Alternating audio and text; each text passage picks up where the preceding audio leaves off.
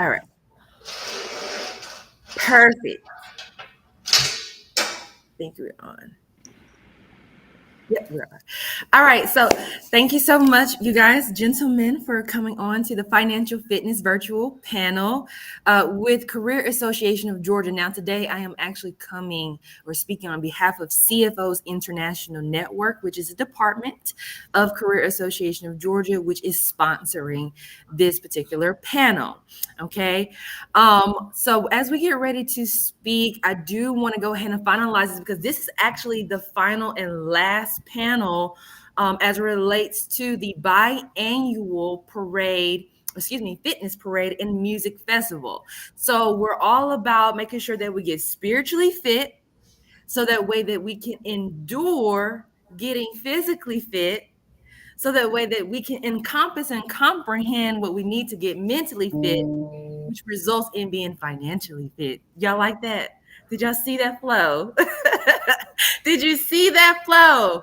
Okay. All right. So I do want to begin with just introductions first. If we can present the name, just a little bit about you, what you love to do for fun, and who you work for. What is that? What's your specialty?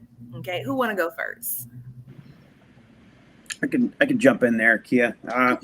Yeah, thanks a lot. So I'm Trevor Brunell. I'm managing director at Drexel Hamilton. It's a small boutique, largely credit market heavy investment bank up in New York. I run a satellite office for the firm down in Columbus, Georgia. I have a small team down there. Mostly what I do is work on the debt capital markets side of the whole world of investment banking, which is mostly revolving around very large corporate institutions that are trying to raise up in the the $1 billion plus range. So it's generally like ultra low risk, kind of like backstage markets of what's happening, on the backstage of Wall Street, like all the capital fundraising that happens for S&P 500, large companies that are on the major indices for the most part. Will tap the debt markets, and we call it the credit markets. So I work as like an underwriter, as an advisor, as a distributor for corporate debt. I have a lot of fun with it. I must say it's not the most exciting part of the world of investment bank, but it's very exciting to me. I've got an undergrad, a double bachelor's in finance and accounting, and I'm working on my master's in finance.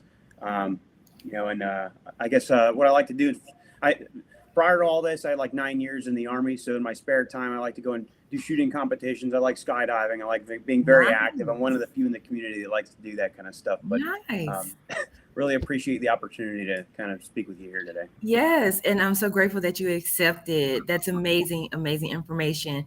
Okay, now let's see who else we have on the panel today. Let's go Terrell. Can you hear me? Absolutely. All right. Hey, my name is Terrell Oliver. I'm from Birmingham, Alabama. I'm currently a independent life insurance agent. I've been doing it since 2019. I didn't get my license until 2021. I had a little bit of issues with that. So basically what I do is I just help people understand why life insurance is important, why they need it. A lot of people either have it or are not educated about it. So my job is to really just sit down with them, show them what it is, how it works, and how it can benefit them. What I do for fun is pretty much I like to work out 3 or 4 times a week. Go outside for nature because sunlight is needed for a lot of us men, especially because we don't take care of our health a lot. So I go for nature, just stuff like that, and I read books too.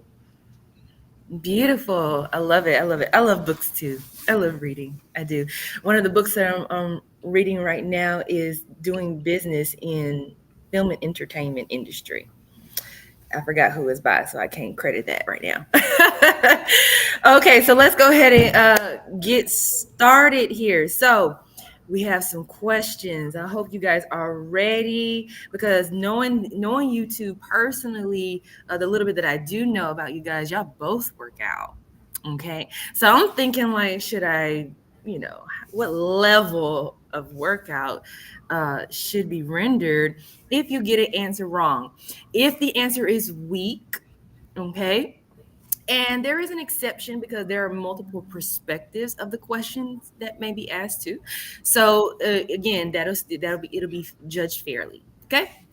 All right, so let's go ahead and get started because I know our viewers are going to want to know information about how to discipline themselves in finance, strategies, resources, etc. So the first question is, let's do Trevor. In your own words, what does it mean to be financially fit?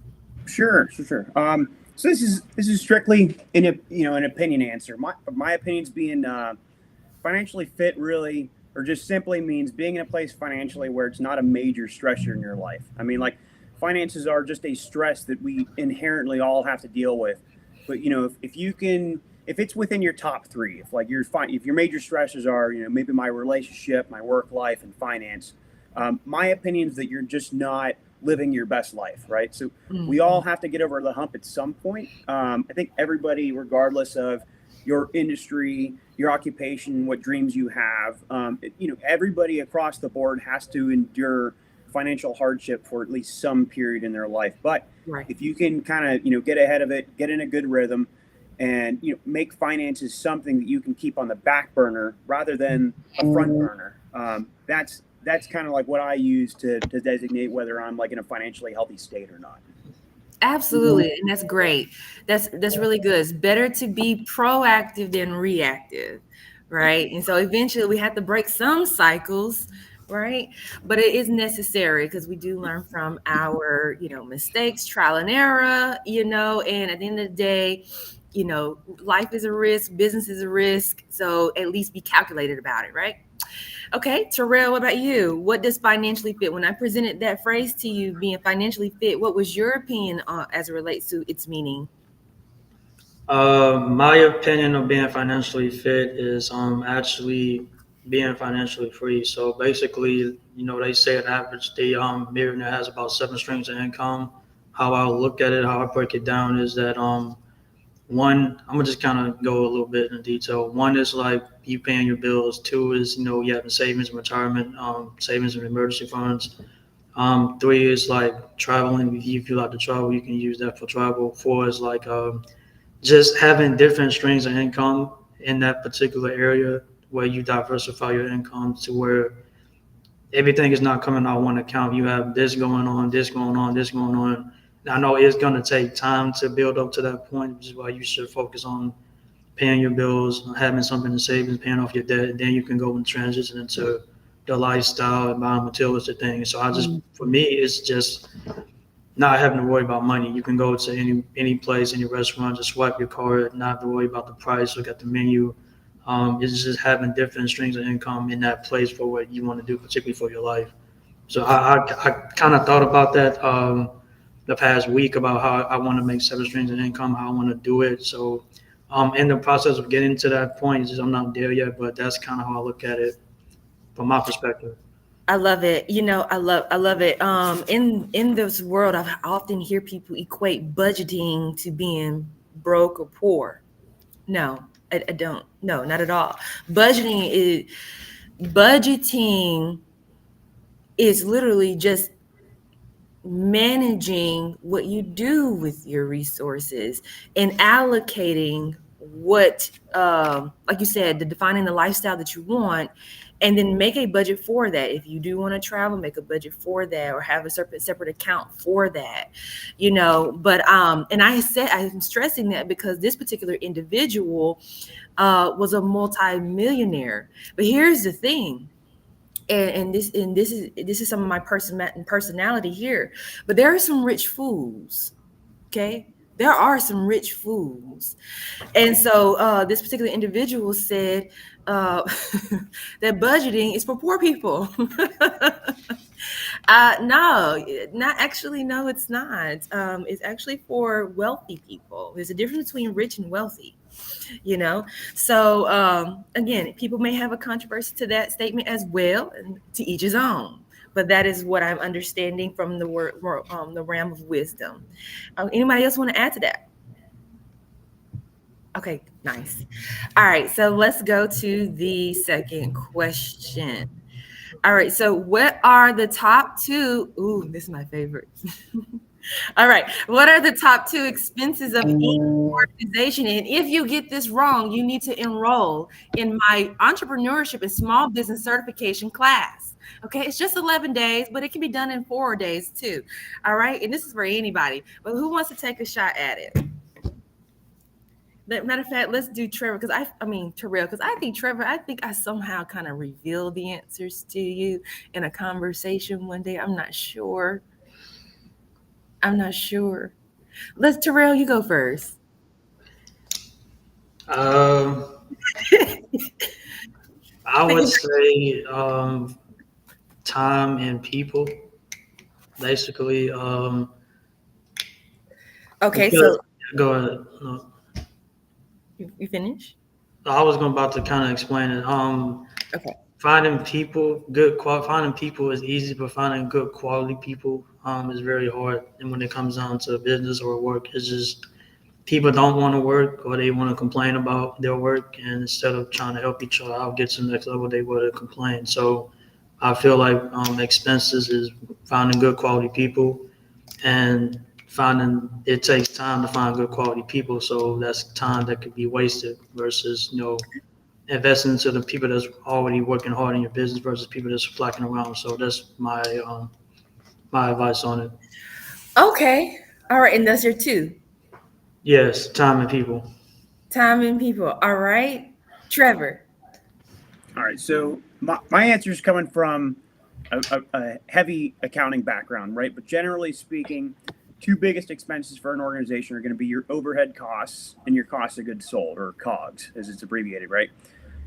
That's pretty standard, according to your basic accounting principles. However, of course, there's outliers, right? So if you run a consulting firm that doesn't produce any goods, my father was a consultant for many years. He'd tell you that the biggest expenses for him were employee salary, which still falls under overhead, but then travel costs as well, right? So, overhead the term overhead typically encompasses things that are required from an operational standpoint. That might be paying employees, like your various business licenses and credentials, facilities that you use. It might be like the office that you rent, utilities, et cetera. These are the kind of the things that are well within a management's control. Cost of goods sold is generally not. You have some control of it, but you often have to worry about what's going on in the world. That determines your COGS. So when COVID hit and manufacturing output around the world decreased, the cost of goods and raw materials kind of spiked just simply because there was a shortage. Everybody was staying at home. People weren't going to the factories. If you've ever talked to a home builder, they're very, very subject to this. They have to deal with variations in this type of thing all the time when it comes to ordering their building materials. It's unfortunate, but it's just something that you've got to be aware of, especially if you're a product-heavy business model. And you need to be able to potentially make costly decisions on the fly or be able to reduce costs in your overhead in order to compensate. Okay. Superb answers. Okay. Superb. But they weren't necessarily direct. Okay. All right. So let's break it down. And that is correct. So I want to start with Terrell first. Your answers actually fall into the human resource category. Okay. And that is one of the top expenses of a business. Employee salary. Trevor, you mentioned that too. Payroll, employees, the benefits, and everything. That's actually number one. The answer that I'm getting ready to reveal, it comes from the foundation of any organization, no matter the type of business or industry, the business that the industry, the business serves within an industry. Okay, so there are six divisions of a business that makes up a foundation. Okay, so now Trevor, now let's go to yours. So you got, hold on, Terrell. So you got one of two answers correct. And then Trevor, you more so honed in on the operational standpoint, the operating overhead, which does kind of is the overhead of the detailed compartments of the expenses, right? So the answer is marketing and sales, because in order to even pay for the cost to produce or goods or services, they had to have already had some type of audience, some type of network in place. Who are they selling to? How are they selling this? And then they reinvest it to enhance the product or service, and so on and so on.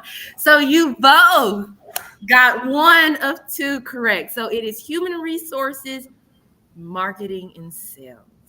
Human resource. So that is two divisions of the six, which I think is the next question. So that means that you guys both has to embrace this fitness challenge. Are you ready? Okay. So let's do this. And I'll do it with you, okay? Because I have not did my squats today. So we're going to do 10 squats, all three of us, all right? Because that was half of an answer, okay? So let's go. Stand up. Let's go, let's go, let's go. Let's go, let's go. All right. Hold on, let me back up. You ready? All right. Trevor, you do the count. I love the military count. Y'all be doing that. Y'all be sounding so sharp. Ready? Yes. Down. 1, down. 2, down. 3, down. 4, down. 5, down. 6, down. 7, Woo! down. I know y'all feel 8, better. down. 9, down. 10. There you go. Perfect. Perfect. That's wonderful. Yeah, it's probably Terrell, when last time you did some squats? Like this past week. Really? Yeah, I be seeing Trevor in the gym. I don't think he's what's that insane workout? He need to be at insane gym. That's where he needs to be. It's crazy. I'm gonna get him on camera one day. All right. Wonderful. Great. We successed that, or we succeeded that one. All right. So now number 3. This is your opportunity again. Get it right. Otherwise, this whole panel is going to be a whole workout session. Number 3.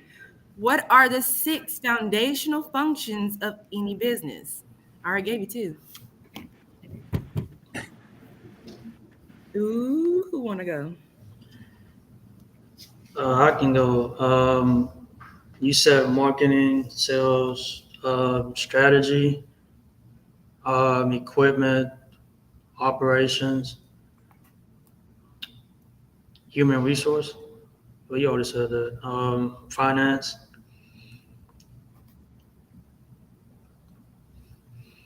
That's all I have. Is that your 6? Yeah. Okay. Trevor? Yeah, I had to freshen up on this one. You ready? So here I got operations, marketing, finance, HR, sales, and customer service, right? Sales and customer service. That's your 6? Yep.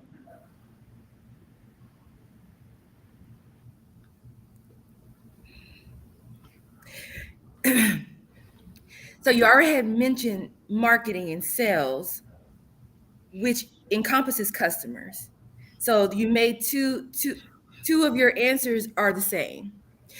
All right. And Terrell, excuse me, you got the human resources right and the operation part right. You mentioned something about strategist. It's wrong. Okay. It's just wrong. It's wrong. Okay. It's wrong. Close. So close. Like 98%, I would say, maybe 96%. All right. So here it is. Okay. And this information, the foundation, this information, again, we have a license. Our school has a license with Pearson VUE. And though these companies into it, Microsoft, ExxonMobil, NFTE, Mint, these major corporations built this curriculum and said and solidified that this is the foundation of any operating business. Okay. So the 6 divisions are marketing and sales, human resources, operation and management, financial management, products and services. Okay. The designing of products and services. And then the one that everybody always miss, business law, We got to legalize this stuff. All right. We got to get the permits, the licenses, and all that thing, all those things. Okay. In order to operate legally, because I can't stand fly by nights. All right. Okay. So, what's our next challenge? What's our next fitness challenge? Because this sure is turning into a workout here. I'm pretty sure we made Terrell our upper body heavy. Maybe just push-ups, you know? Oof. Oh, you got me on that one. No, so you can just hide, so you can hide from the camera.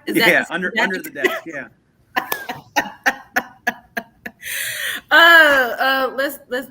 Let's see here. Let's do some burpees. Okay. Yeah. Let's do some. Matter of fact, let's do some. Let's just do push-ups. Fine. All right. Let's do 10. Matter of fact, no, do 20. Since you want to do push-ups, I don't know how we're gonna see this. No, you're not gonna get away with that. Okay, let's do some more squats. Somebody else is counting this time, though. Let's see. Hold on, I'm still thinking because I wanted it to burn. Let's see. I'm a squat. Well, no, I don't know about Trevor. I can't compare myself to Trevor. Okay, let's see here. What can we do? Any ideas outside of push-ups? Because we can't see you doing push-ups. And this has to be motivating to people to actually embrace workout. Okay. Do you know why? Do you know what fitness do to the brain? Do y'all know? Anybody? No. Okay, great. When we get this done, I'm gonna tell you why. I'm gonna tell you what it does, and you're gonna be so amazed. Okay, so go ahead and give me an idea outside of push-ups, though.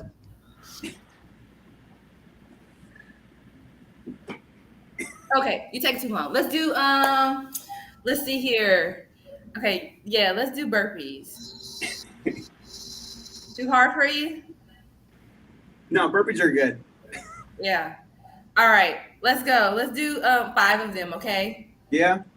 All right. Ready? Go. 1, 2, 3, 4,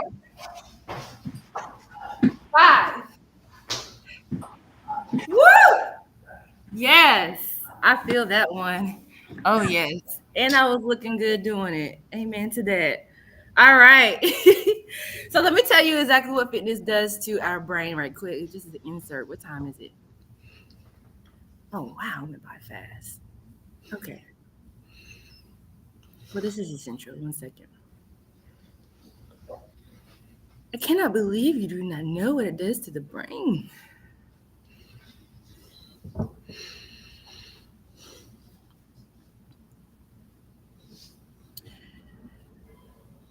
And this is why fitness, especially because we do also serve, we serve the low income population. Let me tell you what it does. This is why we embrace fitness so much. Exercise can help improve your ability to organize and interpret information and act in a way that it makes sense. This is called our executive function skills. It reduces stress management. It boosts our mood. Okay, absolutely. And it also decreases symptoms of depression and anxiety. I can keep going on, but this is why we have so much social problems. Okay, because we're not doing enough workout. That's the reason why KNR Fitness and Boxing Division is working very hard to bring an obstacle fitness course to Columbus, Georgia, and put it right beside the fair because our fair is becoming very monotonous now. All right, so let's move on here. Okay, because it's 11:30 past our time. So let's see. Now let's get into your specialties here. Trevor, which occupation influences the direction of the financial markets and the economy at large? Now, be careful here. This is monitored by professionals such as yourself.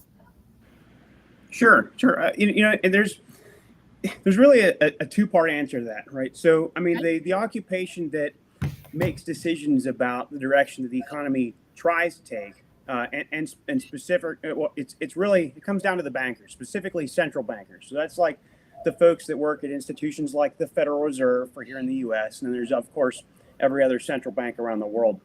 Um, Federal Reserve bankers get together with economists and they feel out the direction, that everything's kind of going in, and they try to implement things to move it one way or the other. So we see this in the news, practically every day lately throughout the past like 2 years as the Fed's been trying to fight inflation. The Fed puts meetings together 8 times a year to evaluate the state of the economy and try to make an educated decision about what to do with interest rates. Now, interest rates are not the only tool that the Fed has to use, but it's a very effective tool. So when things like spending and inflation get out of control, we see unsustainable growth in the economy. The trend line starts going even, and it starts exponentially growing up.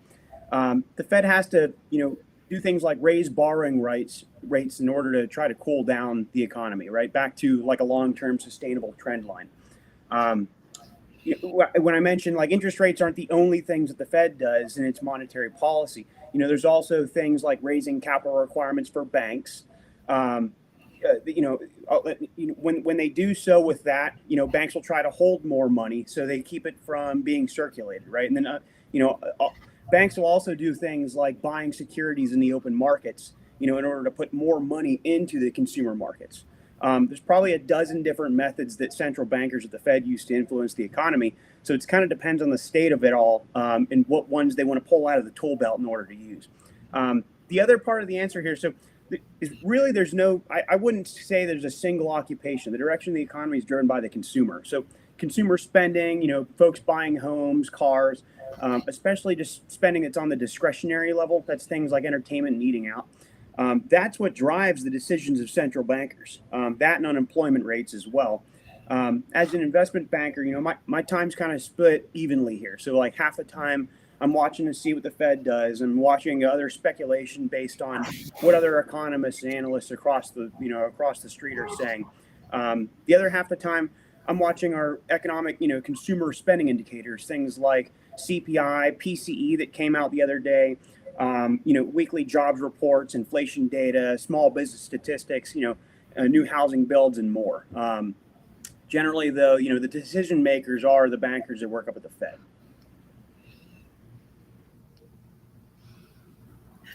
Great. Great answer. Correct answer. And I'm going to hone into something you said that actually puts a bullseye to it. But absolutely. And I learned something from you. So great. Good insight on actually what you do on a day-to-day and how you're observing the markets to, help make decisions. That's great. Terrell, what's your input?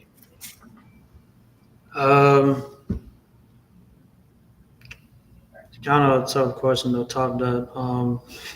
Okay, so if I may suggest, let's kind of hone in on something that Trevor said, which brings it back to people: consumer decision. We talked about consumer decision,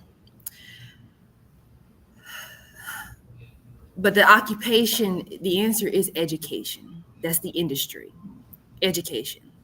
Okay, education. Based off of my viewings of the market when COVID happened, although the education industry did decline by 4%, it did decline by 4%, but it wasn't compared to the other industries that really had a major hit. And so it had me think on education a little bit further, because the skills that you have, Trevor, Terrell, you had to go to school. On top of that, these major corporations that you serve, Trevor, they often embrace, even Georgia Tech, Georgia State, all these colleges, they often embrace research, and they embrace consultants, aka mentors, who are taking the time to actually study the behaviors of consumers, that makes a decision on what they do with their finances, in which bankers are analyzing and observing. So unless they're in the position or working in an occupation where they're influencing the decision of the consumer, They're more so of the post analysts. They're more so of reviewing what had happened rather than getting ahead of, well, how can I change your appetite or your behavior or your decision, to do this and this and this. That is a reason why um, education is an industry that will always remain. No matter if the market bullish or bearish, it will remain. This is also why I encourage every form of business, and regardless of what it is. It could be a tech firm, a cosmetology firm, it could be automotive, but to embrace an education department or division if another COVID happens. Everybody can shift to being educators of the skills that they need, because what happened when COVID did came, it allowed people had to re-enter the market, or actually had to refresh some skills or gain new skills to even accomplish or embrace at home work. So therefore we're talking about bottom line or foundation. I'm very big on foundation education, because it does influence. Oftentimes when we know better we do better. We find out, oh, this particular type of chicken ain't good for you, then we stop eating. So it just has everything to do with education. Okay, so those were great answers. Anything else you want to add to that? Okay. All right. So answer number 4 was mentors and consultants. Okay, that's the occupation. All right, who influences the direction. Okay. For example, right now, Georgia Tech is looking for somebody to come in and educate them on a system. That means that their decision is going to then influence what they do financially. All right, number 5. We kind of answered number 5 already, really. Which industry of all industries lies as the foundation of all businesses and should be a part of bankers' diverse portfolios, and why? Yeah, so we did. We said education, but Trevor, what was your answer? I'll give you a different perspective. Okay. This is debatable, but most of my space would say it's the TMT industry, when that encompasses technology, media, telecommunications. So that's like the kind of the conglomerate industry that really encompasses all of tech. And I say this because that's the industry that often changes your entire global landscape, how we do things, our worldly capabilities, across multiple spectrums. If you think about things like the innovation with AI right now, right? So Right. AI is driving hundreds of billions of new product innovation, not only across the U.S. but across the world. And it only started to scale up just a few years ago. I can't remember; it was only like 2 or 3 years ago that ChatGPT really started kicking out. And before then, AI was, to a lot of people, it was science fiction. And Mm-hmm. AI is entirely tech driven. We've developed faster computing power, more infrastructure, better computing components, hardware over time. AI's finally popped through the soil. That's just one example. I'd say outside of business in particular, you can see how the world's changed with drone technology. The war in Ukraine, for example, has become like this, probably the greatest example of drone warfare we've seen yet. It's allowed a country the size of Pennsylvania to stand up against a country the size of an entire continent. Mm-hmm. So the improvements in tech, decade to decade are just incredible. And, it's a part of the markets that bankers have to stay in tune with. If you don't, you risk losing out to competition. You risk becoming obsolete if you're using old systems, old technology. You risk becoming irrelevant. I think everyone here is probably old enough to remember Blockbuster, right? That's a prime Mm-hmm. example of a company that didn't keep up with tech. And as a result, they failed. They were huge before streaming came out. They held off on investing in it just because streaming was during its infancy, the last couple years of Blockbuster's life. So, it's really important to keep up with the tech industry as a whole, just Mm-hmm. and to try to anticipate the future of it. Mm-hmm. What's going to come, especially for your own industry or sector. Absolutely. I love that. So you're saying that TMT, technology, media, and telecommunications, is the foundation of businesses. That's my opinion on it, at least. Yeah. Mm-hmm. Mm-hmm. And I can see I can see what you're saying, but I think I like how media is in the center of it, because they wouldn't have technology or telecommunication without education or people. Sure. Yeah. Absolutely. And so here's the thing about AI. I like AI. The only thing, if they can fix this problem, I'm game. Okay. Until then, I'm in it, but I'm not. I turn off my meta tracking. Like they're not going to track all my stuff because I have inventions that I've yet to put in the market, and I want it to be mine. Okay.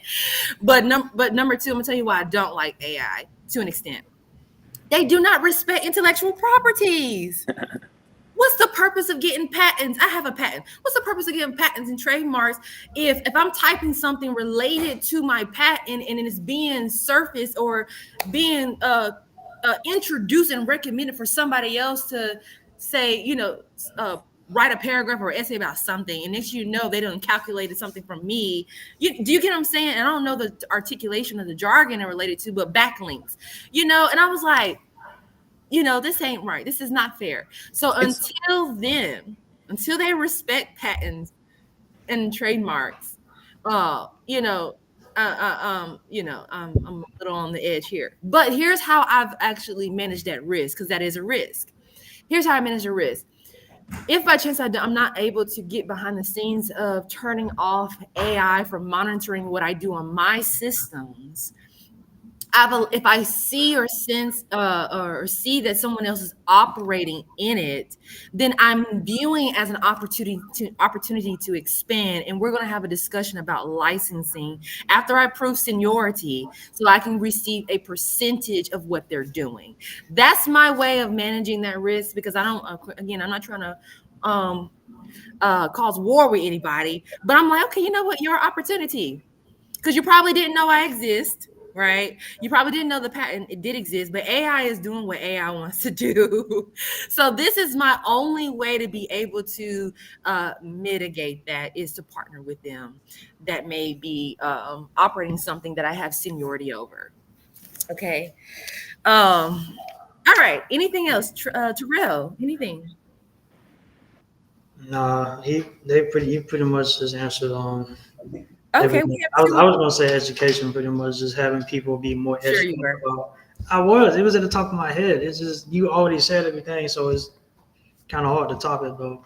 Okay. Okay. Good way to bypass a workout. All right, number 7 and number 8, and we're coming to a close. All right, so what type of report holds the most important resources of reliable and audited financial data? I hope I did. I think I gave somebody the answer. Oh, go ahead. I'll jump in. So, at least for banking and investment related work, it's called our focus report, right? And so outside of banking, though, this is probably equivalent to just your standardized audited financial statement, and that should capture everything from your balance sheet, statement of income, cash flows, notes, disclosures, and more. I know a lot of small businesses out there use platforms like QuickBooks, for example, right, to capture all of this, and that's plenty good enough. You just have to make sure that you're keeping accurate records, and that you go with a reputable firm to perform your audit, whether it's annual, quarterly, however often you have an audit done. But audited financial statements are audited financial statements, right? Like there's a standard across the board. And that's when a third party comes in. They essentially do an investigation on your business, and they lay everything out in the way that makes it easier to understand for outsiders, especially, right? So when I look at somebody's audited financial statements, I look at the status of the balance sheet. I look at their income, their profitability margins. And then I also look at disclosures to see if they've ever done anything shady, if there's something that I should know about, especially from an investor standpoint. Some companies and sectors are inherently more or less profitable than others, right? And that's fine. But I state that because you might not always be able to rely on one specific company or organization's balance sheet or their income statement, right? You have to bring up comparisons. So, the key here is comparing to other companies within the same space or sector. Really, it's to produce a benchmark. So if your local startup company, I'll give you an example, like makes bicycle parts, for example, right? I'm going to, if somebody that's going to look at your financial statements, I'm going to look to the industry. I'm going to research other companies who do the same thing, but have been around for a very long time. And I'm going to compare their financials to yours to see how the health of yours is doing. So, like maybe I look at, for that example, I look at Schwinn bicycles. They've been around for probably over 100 years, right? While Schwinn bicycles is going to have a significantly stronger balance sheet and income statement than a new startup company that's making bicycle parts, the ratios can be compared. So a gross margin ratio, how much does it cost for you to produce your goods that are being sold versus how much does it cost for them? I'm looking for valuation based on financial ratios when I compare one set of financial statements up against another. But that's the thing that bankers look at when making an assessment on financials, at least. Absolutely. Good information. Okay, Terrell, I'm gonna take a workout on that question. you don't want to give a guess? I have no idea, being honest.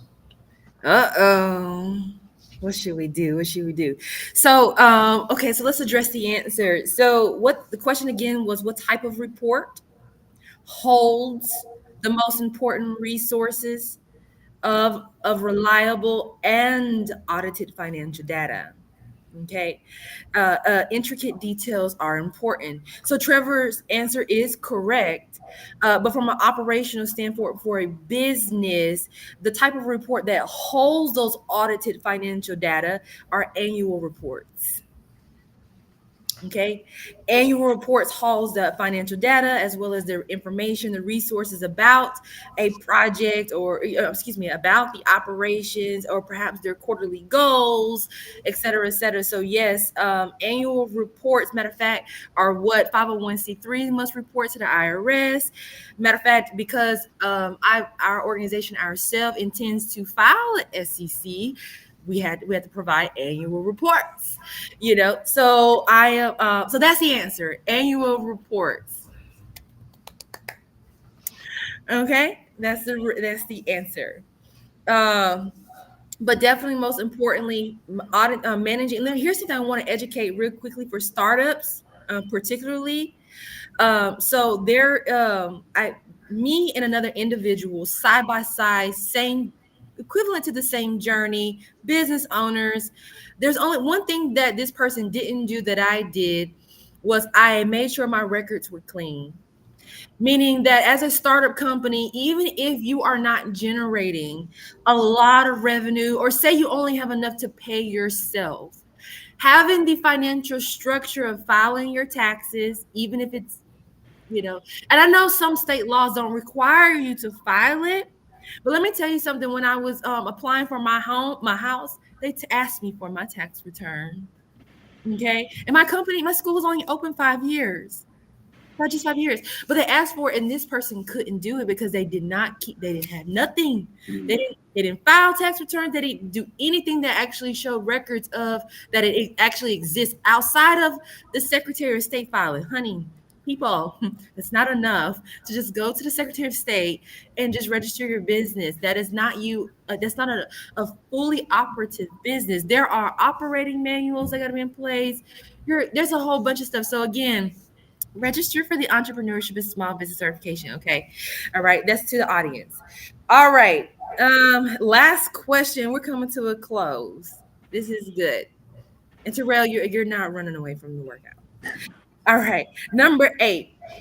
And this is where you get to actually just talk to us. Okay. What are some do's and don'ts you would advise viewers watching on replay or watching now on this financial fitness? Wait, hold on one second. What are some do's and don'ts you would advise viewers watching this financial fitness panel to do? That don't make sense, but you know what I'm saying. Okay, so what are some do's and don'ts? I kind of already gave mine. So what are some do's and don'ts that you could convey in our closing today? I'll throw in a couple, probably one of the biggest do's that you just made a great point of was keep a strong record system, for all of your business records, because you never know, depending on the industry, depending on where you are geographically, whatever regulators that your business, your industry sits underneath, maybe it's under a state board, maybe it's under a federal board. Everyone has different guidelines for like statutes of limitations for going back, for example, right? So like, you never know if your first year of business, all you're doing is jotting things down on your hand, jamming all your business financials on paper, Right. it could be 20 years from now. If your state regulator says there's no statute of limitations and they want to perform an audit of your financials, they could go back all the way to your first year of business, right? And so you have to have very accurate records. I'd say that's a major do. Also, make an appropriate and sustainable budget and hold yourself and your company, to a strict standard based upon that, right? Be very conscious about your expenses. Doesn't matter how big the size of your company is. Expenses are also largely related to your job security, right? I mean, whether you're self-employed or whether you're working for somebody else, if your personal numbers are that you're producing revenue or you're producing a great benefit for a low cost, you're going to have more job security than the next person. And then probably the other big major do is monitor the financial markets, right? And make educated decisions based on the economy, based on what other comparable companies are doing, based on consumer spending, right? I'd say the biggest don'ts, one of the biggest ones that I have learned from, don't make decisions solely based on your gut feeling. Gut feelings are good for a portion of your decision making, but certainly not all of it. I've made lots of bad calls throughout my careers and throughout my own financial decision making because it was a gut feeling. I learned, hey, there's a reason why there's this stuff taught at educations. Taught at universities and taught at colleges. There's a reason why there's like educational framework behind everything that we do in this world. Take risks, based on what you think, don't take risks based on what you think, the economy is going to do, unless you have plenty of buffer capital and you're happy with the high risk involved. And then don't assume just because, you might have a lot of a confidence about your own business and about your products. Don't assume that others will as well, and always kind of keep that in your back pocket. Try to gain some sort of outside perspective about what you're trying to achieve and how you're doing so, because from the outside it might look very, very different.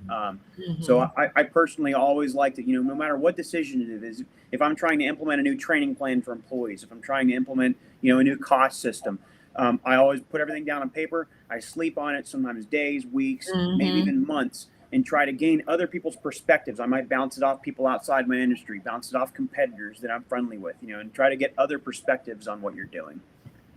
Wow, that's noteworthy. I think I got it all. Hopefully you remember but this is what I got. Keep strong record systems for the dues. Create a sustainable budget and commit to it. 3, monitor the financial markets. Okay. For the don'ts, you said don't always go with your gut. There's a reason for education systems, right? The next one kind of played into it too. Said don't take risk. You said don't take risk based off just your gut, or what? Correct. Yeah. What Especially like I'll expand on that. Especially like with today, right? I mean, if you look to any market research, any financial firm that's out there, everybody's just speculating on where the economy is going to go, when it's going to go, and what the Fed's going to do, right? So like, don't put all your eggs in one basket. Just because 60% of the market out there thinks the Fed might cut a rate, do a rate cut by the end of the year. If your needle is like swaying, one way or the other based on the success of your business, don't take too much risk. Don't assume, okay, the Fed's going to cut rates, and so maybe I should hold off on this or that or whatever you're going to do. You typically have to, kind of like what the Fed's doing right now, right? You have to wait on, consistent economic data to come out in order for you to generate like an educated decision on something. Absolutely. Thank you for clarifying that. And then number 5, you have get outside perspective. I love this. And don't think that everyone knows. You said don't get outside perspective, and don't assume that everyone knows what you do within your industry. Is that yeah. Or like more broadly, I might be very confident about something that I'm doing, right? But because as like a decision maker, I'll form my own opinions on it, and I get behind it all, and I start thinking this is a great idea. There's been plenty of instances for myself and for others where I bounce it off somebody else. They're like, no, that's a terrible idea. And it's like, okay, well, can you tell me why, right? So, Right, and right. sometimes you'll be right, sometimes you'll be wrong. But it's always healthy in general to get other people's perspectives. I really encourage us to just for a spotlight for a moment. And Terrell, I'm pretty sure you can agree with this too. There are certain target markets who are closed off of receiving other people's perspective or input. It's often perceived as uh, being argumentative, or if they don't agree, or as if they're wrong or anything like that. No, it's okay to have, as a good decision maker, this is how I know you're a good decision maker or a leader. Okay, when you have people that are sitting at the table with you that think differently than you, they challenge your decisions and they are able to give a different perspective to make sure that you are not just closed off. Those who are deemed not to be good leaders are those who only want yes people around them. That's who I deem not to be a good leader. You want yes people, no one to challenge your psyche, no one to challenge what you know, even if it's just to confirm they could be wrong. But at least you were able to hear them out and be able to self-assess your decision again.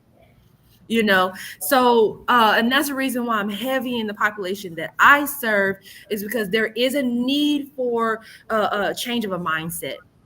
Okay, because I do study the social pain points that exist and all the unnecessary conflicts that we have.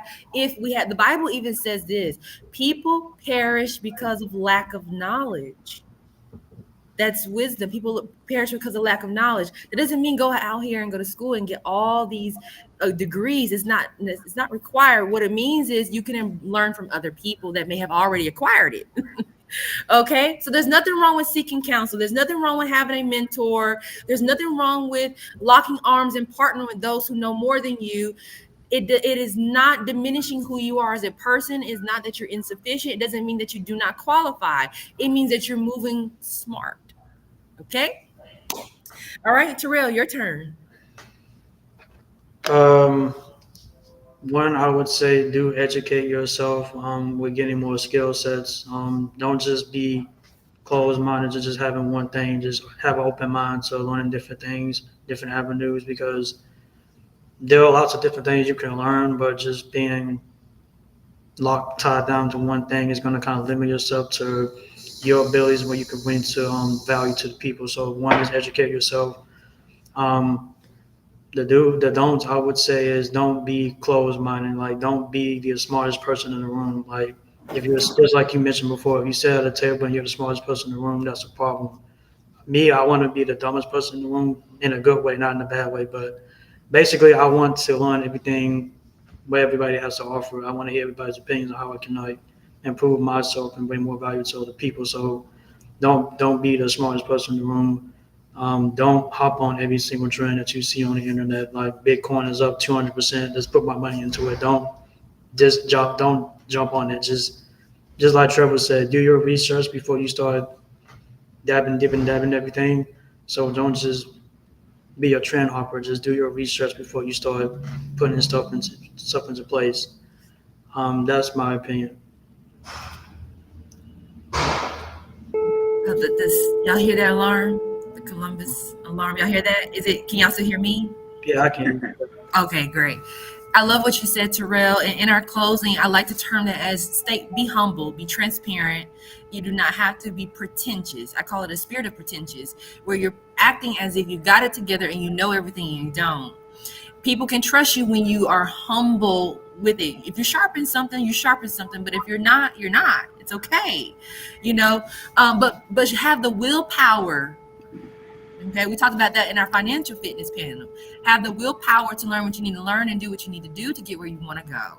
Okay, and so therefore, this information is phenomenal. And Terrell, I do want to highlight something about your specialty here, because I know you mentioned something about licenses or whatnot, but Trevor, maybe you can back Terrell up on this as well. Because we do have a component when it comes to gaining capital or raising financing business ventures. One of the strategies that did become a trend was investing from the life insurance.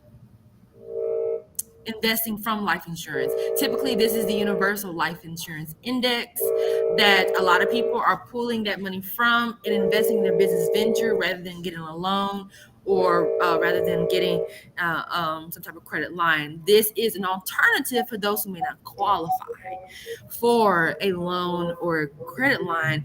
So that is one strategy that we can give to you today. But I do want to hear your opinions on investing from your life insurance. Tell me about it. So I'll give you my perspective because I don't have a Series 6 license to speak on that. So I think Trevor can probably can back me up on that. But from my perspective of an index universal life, it's something that a lot of rich people have been using for a lot of decades. Walt Disney got started on insurance. McDonald's got started on insurance. A lot of people I just did don't not know. know that. Yeah, a lot of people just don't know the history of how insurance works. A lot of banks they use insurance too. Record labels they use to pay their rappers. They use a lot of insurance, but that's kind of a different topic. But a lot of people use it to either buy land or just use it for retirement. Just use it to just buy regular everyday stuff. It can be used multiple different ways depending on how you want to use it. It does require a little bit of help from your end, but you can use it however you want to use it. It all depends on what you want to do and how you want to do it. Good information. Trevor, anything? Yeah, sorry, I actually don't have comments on that. No, I work the institutional side of things, so I really don't have much exposure to the retail environment. To Okay. be honest with Okay, absolutely. So I think that's worth investigating. Maybe even pull up the founding articles of how Walt Disney, McDonald's had got started, to learn of their journey in doing that. But there are a lot of success stories where you can find excess capital or any type of funding in order to finance business ventures without going further in debt. Now, I do believe that there is such thing as good debt and bad debt. Yes, there is.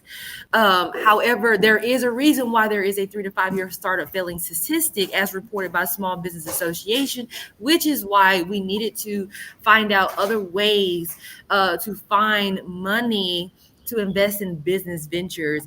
And your universal life insurance is one and has been tested, and there are successful stories that you can certainly look up for those who may not meet the traditional requirements or eligibility requirements of a standard loan or credit line.